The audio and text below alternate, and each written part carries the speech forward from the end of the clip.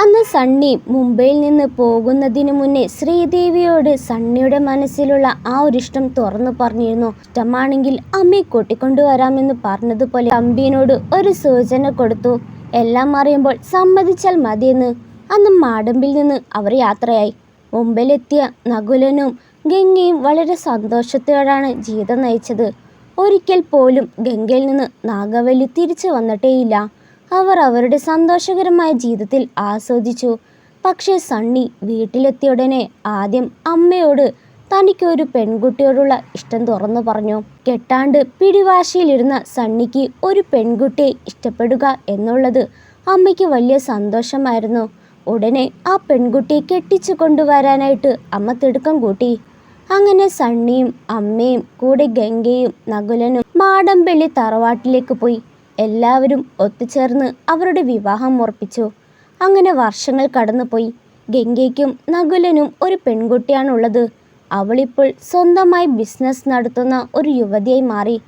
അതുപോലെ ഇവിടെ സണ്ണിക്കും ശ്രീദേവിക്കും ഒരു മകനാണുള്ളത്. അവൻ അച്ഛനെ പോലെ തന്നെ മിടുക്കനായ ഫിസിയോതെറാപ്പിസ്റ്റാണ്.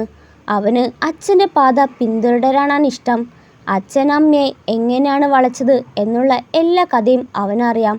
സണ്ണിയുടെ മകന് ആ പഴയ സണ്ണിയുടെ വികൃതികളൊക്കെ ഉണ്ട്. സണ്ണിയും നകുലനും എങ്ങനെയാണോ അതുപോലെയാണ് അവരുടെ മക്കളും. നല്ല കട്ട ഫ്രണ്ട്സ്. മഹാദേവനും അല്ലിക്കും ഒരു മകനാണുള്ളത്. അങ്ങനിരിക്കെ തറവാട് അമ്പല ഉത്സവത്തിൽ മാടമ്പിള്ളിലേക്ക് എല്ലാവരും തിരിച്ചെത്തുന്നു. എല്ലാവരും ഒത്തുകൂടുമ്പോൾ അന്ന് നടന്ന പഴയ കഥയൊക്കെ സണ്ണി പറയുന്നു. എന്നാൽ അവരുടെ മക്കൾക്ക് അതൊരു കെട്ടുകഥ മാത്രം പോലെയാണ് കേട്ടത്.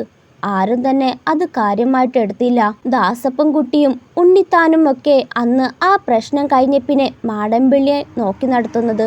ഉത്സവത്തിൽ കെട്ടുകഥ സത്യമാണോ എന്നറിയാനായിട്ട് ഗംഗയുടെ മകൾ മാടമ്പിള്ളിയിൽ തെക്കിനിയിലുള്ള ആ റൂമിലേക്ക് കയറി. അവളിൽ സംശയം തോന്നിയ സണ്ണി ആദ്യം മകനോടാണ് കാര്യം പറഞ്ഞത്.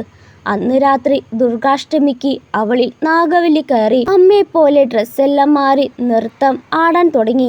ഇത് കണ്ട ഗംഗയും നകുലനും ആദ്യം സണ്ണിനോടാണ് കാര്യം പറഞ്ഞത്, തൻ്റെ മകളെ രക്ഷിക്കാനായിട്ട്. പക്ഷേ ഈ കർമ്മം സണ്ണി മകനാണ് കൈമാറുക. അന്ന് അച്ഛൻ എങ്ങനെയാണ് ചെയ്തത് അതേ കർമ്മം നടത്തി രാമനാഥന്റെ പ്രതിമയാകും കൊല്ലാനായി വേണ്ടി കിടത്തത്. ഗംഗയ്ക്ക് തൻ്റെ മകളുടെ അവസ്ഥ കണ്ട് കണ്ണീരൊഴിക്കാനേ പറ്റുള്ളൂ. ഗംഗയുടെ മകളുടെ ഉള്ളിലെ നാഗവല്ലി ആ രാമനാഥന്റെ പ്രതിമയിലുള്ള ദേഷ്യം തീർത്ത് നാഗവല്ലി അവളിൽ നിന്ന് വിട്ടുപോയി.